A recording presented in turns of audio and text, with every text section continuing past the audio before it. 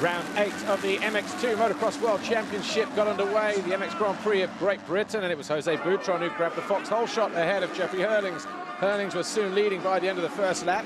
Just behind them, Valentin Gouillot, Max Anstey, Jordi Tixier were all battling for the next positions, 3rd, 4th and 5th, with Mel Pocock well placed in 6th in the early stages.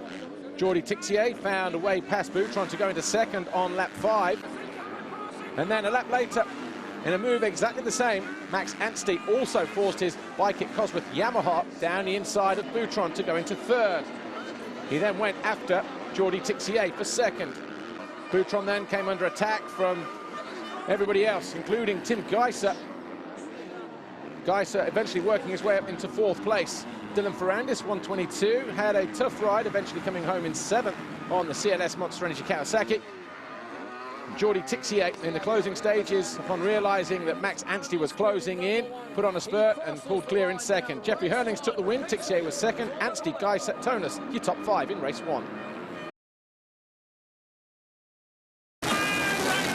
In MXGP Race 1, it looked like it was a poor start for Clement de Sal, but he tiptoed his way around the outside as 222. Tony Cairoli grabbed the foxhole shot. Stephen Frossard was well placed in 2nd. De Sal was in 3rd with Van Hoorbeek in 4th.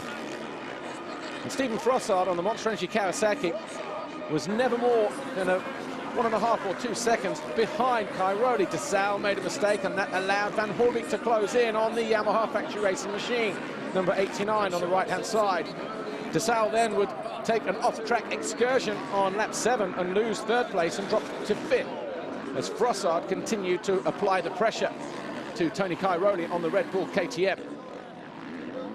Cairoli responded in the closing laps and then opened out a gap of around about 3 seconds over Stephen Frossard.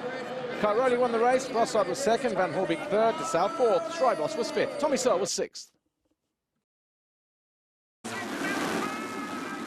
MX2 Race 2, Jeffrey Herlings held another tight line as Boutron and Fevre wrestled. Charlier went out on the first lap. Valentin Gouillot also crashed and would have to work his way through the field, eventually coming home in 16th place.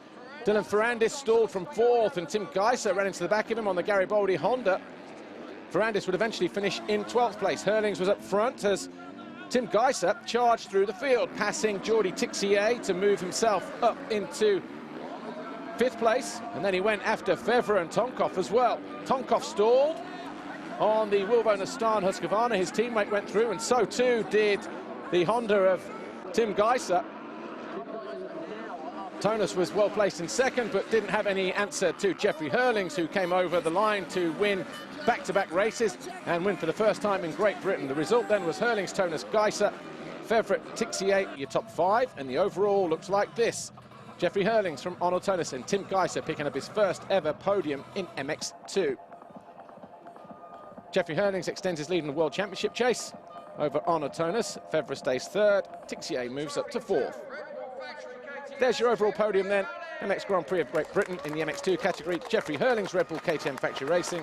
Arno Tonus, CLS Kawasaki Monster Energy. And Garibaldi Honda's Tim Geiser of Slovenia. And Dr. Wolfgang Schröb was on hand to deliver Jeffrey Herlings another red plate as he continues to lead after 8 rounds.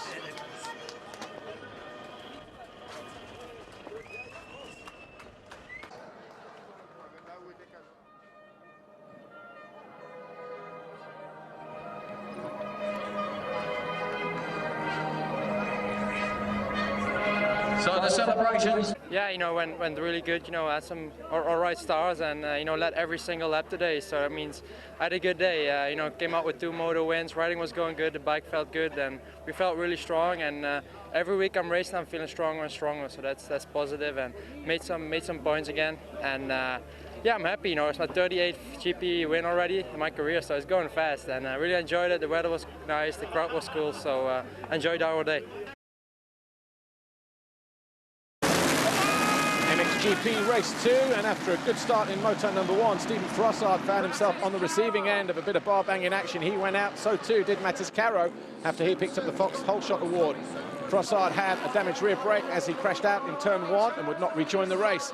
Up front, it was De Sal from Van Hoorbeek, and Tony Cairoli was making moves from 6th place, eventually finding a way past Rattray to get into 3rd. Behind them, Tommy Searle, Jake Nichols, Sean Simpson all battled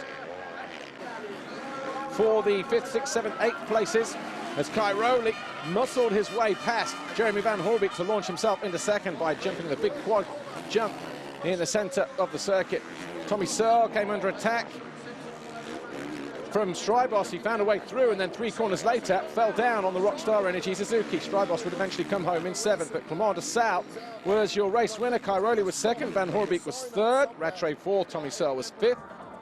And the overall Grand Prix belonged to Antonio Cairoli, win number 68 for him. De Sal was 2nd, Van Hoorbeek 3rd, mirroring the podiums of Thailand and Brazil.